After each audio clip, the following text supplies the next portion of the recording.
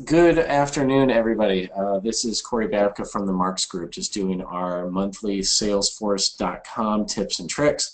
This is for May 2017. This, of course, is our demonstration of the tips that we had posted at the end of April last month or earlier this month, about 3 weeks ago. We do these every month, so please keep signing up, attending these. We also post these up to YouTube, our YouTube channel, which you can check out to get our other items. I'm going to actually share my screen now. Let's see, we're going to share this screen monitor too. Okay, so you can now see this, which is fine. I'm going to bring over my Salesforce so you can actually see what we're looking at here. Okay, so here's my Salesforce here. This is actually what we're going to do our demonstration on. I had actually already done these items, but I deleted them so we can redo them and go through everything together. Okay, so the first things first that I want to do, and again, this will probably be about 15-20 minutes worth of stuff. First thing that we're going to do the validation rules. Okay, validation rules are something I kind of brought back from an earlier tip a couple years back, but there's something that I think people should do all the time. We're actually in Classic Edition right now. I know that some of you are using Lightning Edition, which is fine. I'm preferring still to use Classic Edition. I will go kicking and screaming in the Lightning version soon, I'm sure. But the validation rules are a similar idea. They're the same thing. Okay? So the validation rules, what we want to do is we want to make sure that when someone does choose a particular value, it's kind of like a require rule. Think of it that way. Certain people will say, I want to require this field, this field, this field. Well, maybe you don't. Maybe you want to do a validation rule instead that allows you to require that field in a way if you fill in field A with a certain value. So a field A in my case is I have a field here. I just opened up a record here. I've got a field here that says like gold mine premium. Okay, and you can see here that is a drop box that shows me a bunch of different products that people have. Well, what I'm going to do is I'm going to add a validation rule so that when someone does do gold mine premium, okay, what's going to happen is that they're going to end up having that validation rule that promotes and says, all right, what kind of version is it? I want to require version when I'm putting in gold mine. Okay, and that's essentially what we're going to do. I'm actually going to go look for a test record. ABC Company, let's go here. Okay, so here's ABC Company, right? Gold mine premium, same idea. Okay, what I'm going to do is I'm going to add in that validation rule. So the first thing that I do is I actually go to our setup. Easy stuff. I go to my customize accounts because I'm in the account area, and right away there's validation rules. Okay, you can also just search for validation if you want, but this is where we're going to get it. Okay, I don't have any, so I'm going to create a new one. Okay, so we do new. There's a lot of stuff on here. I even go through the tips. I show a couple pictures here and there of what we need to do each time because there's a lot on this page. Okay. The very first thing we're going to do is name the rules. So we say gold mine version, just like that. Okay, we are going to keep it active. Prompts user for gold mine version when selecting gold mine as a product.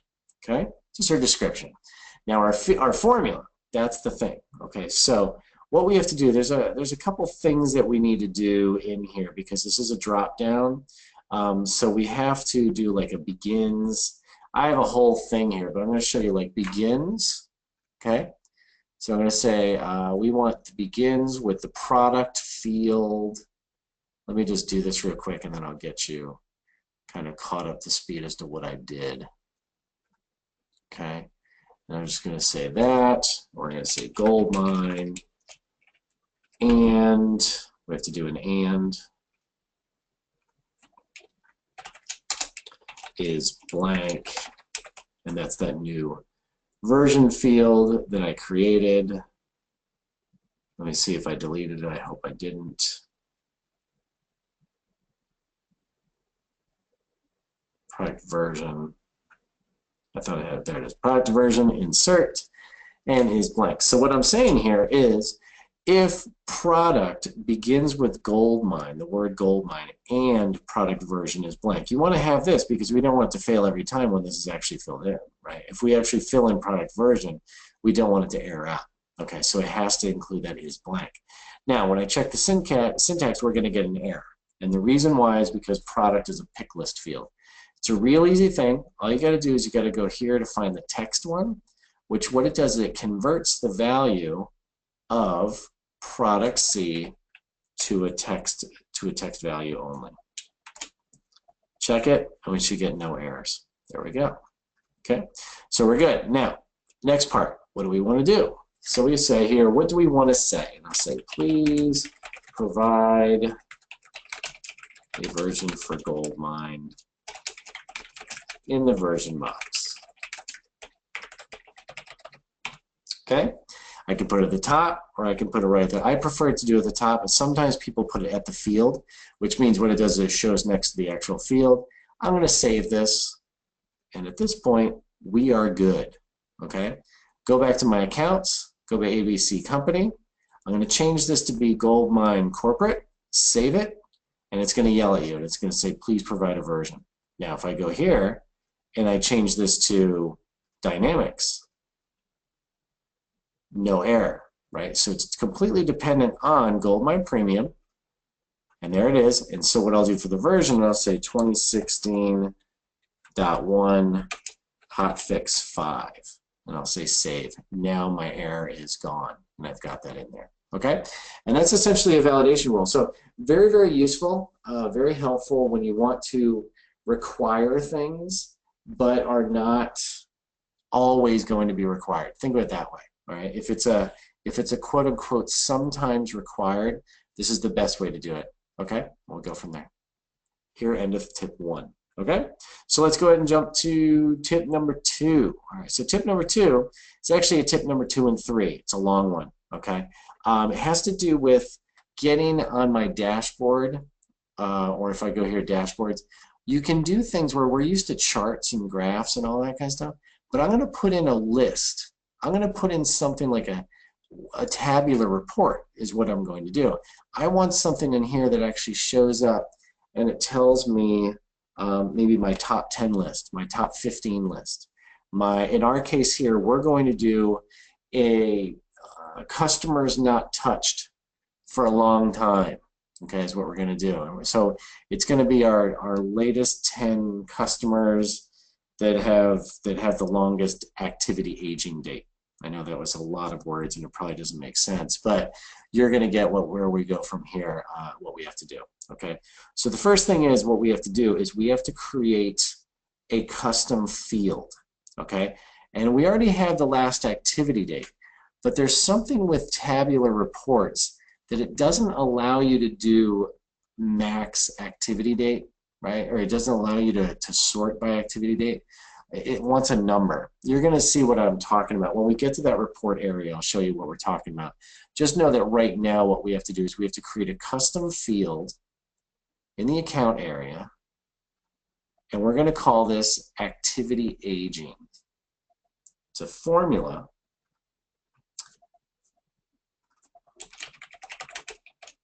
Right there, see? And that's what it is. An activity agent is going to be a number, okay, of whole days. I'm not going to do any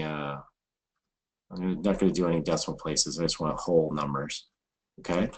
And this formula is a real easy one. It's just today minus last activity date, okay? And that's what it is. All this is going to do is give us a number. Okay, it's going to give us one single number that says how long it's been since I've actually touched this record. Okay, so I say next, I save it, and away we go.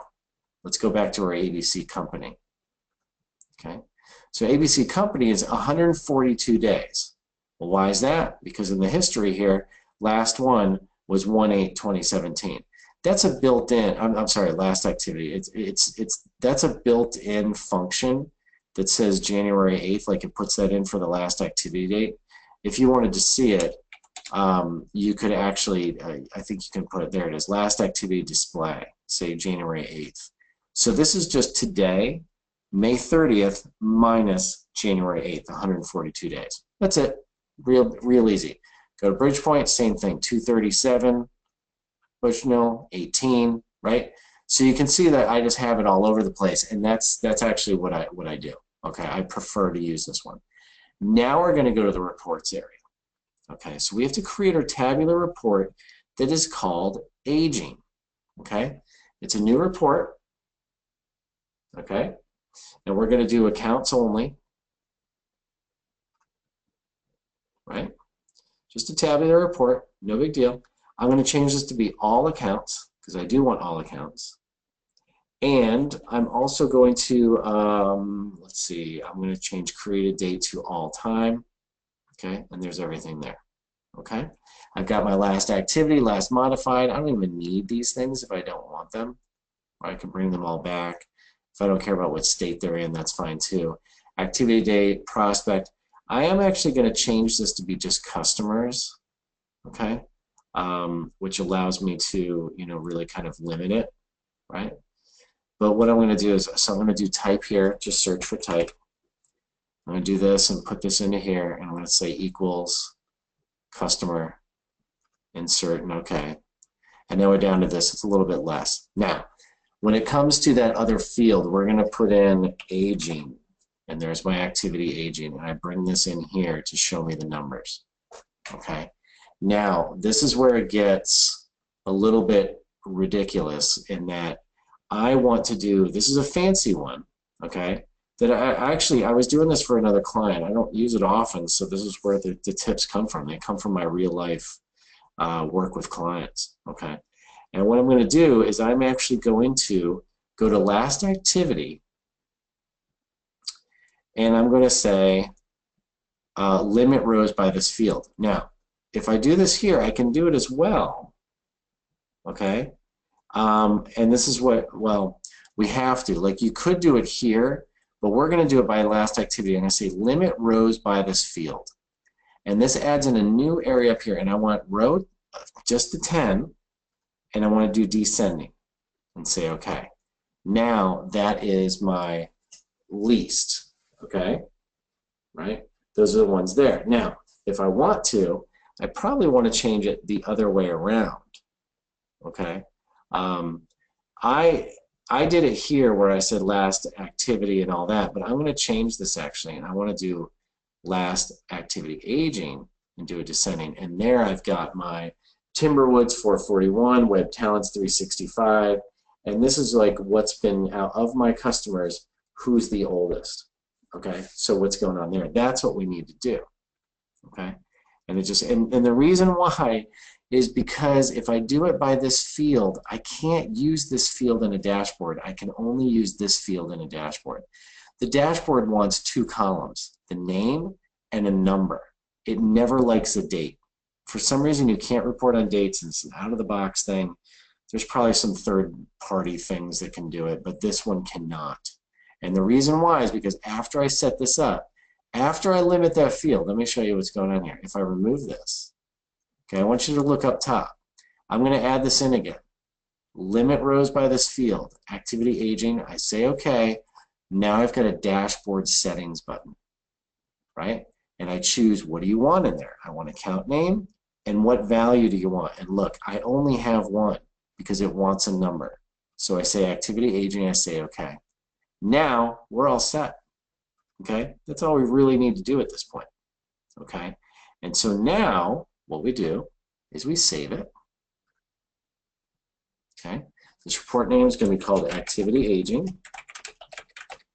Okay, put it in wherever on file public, and that's fine. I save it, and now I've got my report. I can even run it if I want to, right? But now let's go back to our dashboards because we've created the report, we created that field. Now we're going to go to dashboards. We're in the dashboard area. I'm going to edit this dashboard, and we are going to add a new tabular report. This is a metric. This is the tabular report there. It's a column is what it is. I mean, you're looking at, and I can go in here and say customers that haven't been touched. All right, just like that. So, okay. Now, where's my data source? I go to my reports, unfiled, my activity aging, drag it onto there.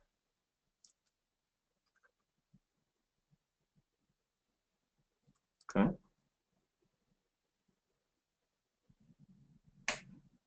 It's doing its thing, and there it is. Okay.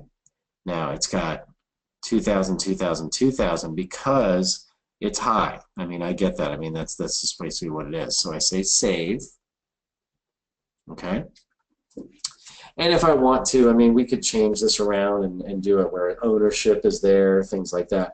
But what I'm going to do is I'm going to show you this here. This is something that I'm actually going to go up and do a new report as well. Okay, I'm going to go to my reports area again, go to my activity aging report, and I'm going to do a save as. And this is going to be called activity aging all. Okay? Now that report there, if I customize it, I'm going to get rid of this list, remove this. And there's my report, right? It's the whole thing. And the reason why I save it is because I want this URL. I'm going to show you why in a second. So I take this here because what I want to do is from this dashboard, right? I'm back out here. I'm going to save this, close it out. That's fine. Save and close. I go out to my dashboards, okay? And now I've got this other piece here, right? And the nice piece about any dashboards that we have is if I click on this, it goes to the report. Well, that's not really a big deal, right? Because this is already here and I already know what these numbers are. What do we want to do instead? What if I want to get it where I bring it to the entire report? Like this is a nice snapshot, but I want to bring it to the entire report. So what I can do is I can sit there and say, all right, let's edit this dashboard. And number one, I'm going to bring this up because I want to show you what happens. Oops, let's bring this down.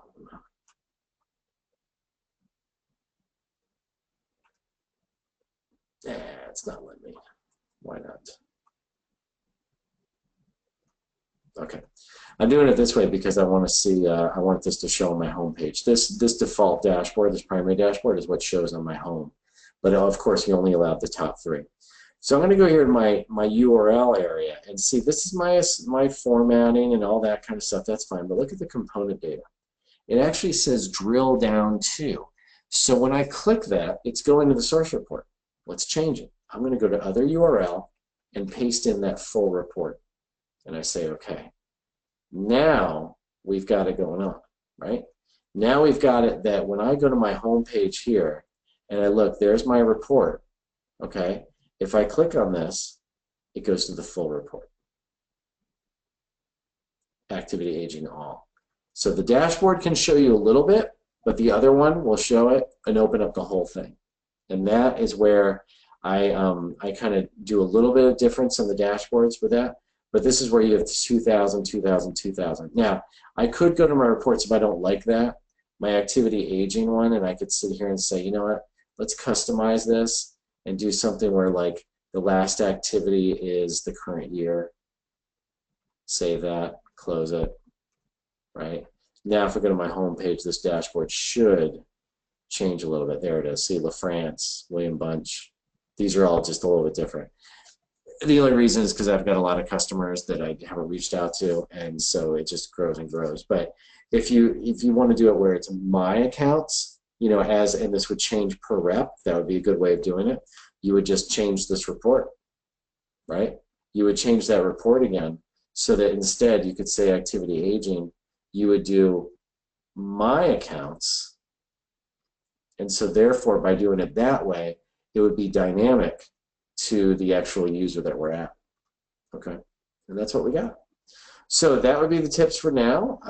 We're all set at this point. I appreciate you attending, and I appreciate you coming to watch the video if you're watching it afterwards. Hope you enjoyed, hope you get a little bit out of this, and we'll see you next month. All right, thank you. Bye-bye now.